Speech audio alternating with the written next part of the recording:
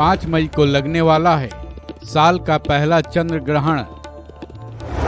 चंद्र ग्रहण से पहले लगता है सूतक काल।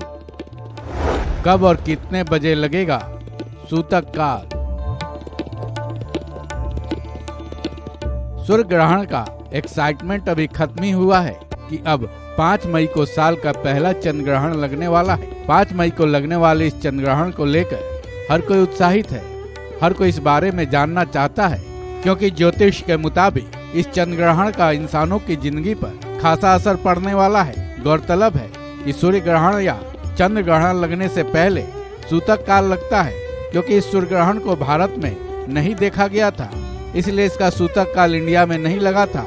लेकिन यह चंद्र ग्रहण भारत में भी दिखेगा, इसलिए न केवल इसका असर यहाँ के लोगों पर पड़ेगा, लेकिन क्या इसका सूतक काल भी लगेगा?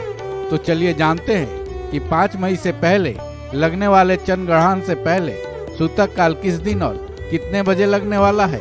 5 मई को लगने वाला चंद्र ग्रहण एक ऐसा चंद्र ग्रहण होगा जिसमें चंद्रमा अपने पूरे आकार में दिखाई देगा, यानी इंडिया वालों को चंद्रमा का कोई भी हिस्सा कटा हुआ दिखाई नहीं देगा। ऐसे चंद्र ग्रहण को उपछाया चंद्र ग्रहण कहा जाता है। शास्त्रों की माने तो उपछाया चंद्र ग्रहण के वक्त चंद्रमा का पथ मलिन हो जाता है, यानी चंद्रमा सफेद दिखाई न देकर हल्की मिट्टी के रंग में दिखाई देगा। ऐसे में ज्योतिष के मुताबिक चूंकि उपछाया चंद्र ग्रहण में चंद्रमा कटा हुआ दिखाई नहीं देता है, इसलिए इसमें सूतक काल पर भी विचार नहीं किया जाता है। इसका मतलब ये हुआ कि साल के पहले इस चंद्र ग्रहण में सूतक काल पर विचार नहीं किया जाएगा। जैसा कि आपने सुना, हमने उपछाया चंद्र ग्रहण की इस वीडियो में चर्चा की है। ऐसे में ये जान लेते हैं कि उपछाया चंद्र ग्रहण आखिर होता क्या है। दरअसल जब चंद्र ग्रहण लगता है तब चंद्रमा पृथ्वी की उपछाया यानी शैडो में प्रवेश करती है। इस स्थिति को हिंदी में चंद्रमालिन्य और अंग्रेजी में पेनुम्ब्रा कहते हैं।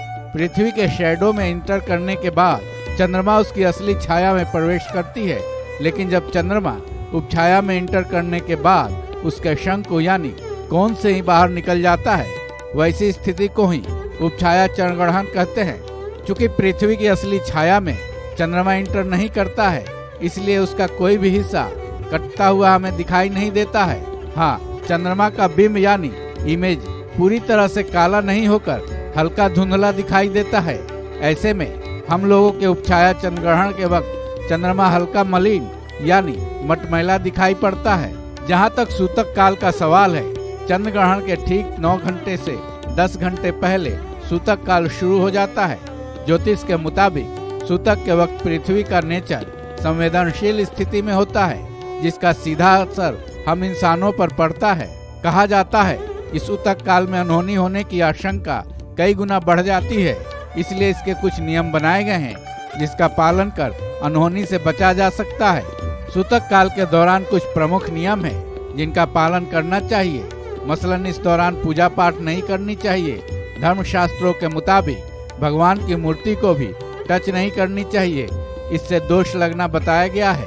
इस दौरान गर्भवती महिलाओं का खास ख्याल रखना चाहिए, क्योंकि किसी भी तरह की गलती सीधे तौर पर बच्चे पर असर डालती है।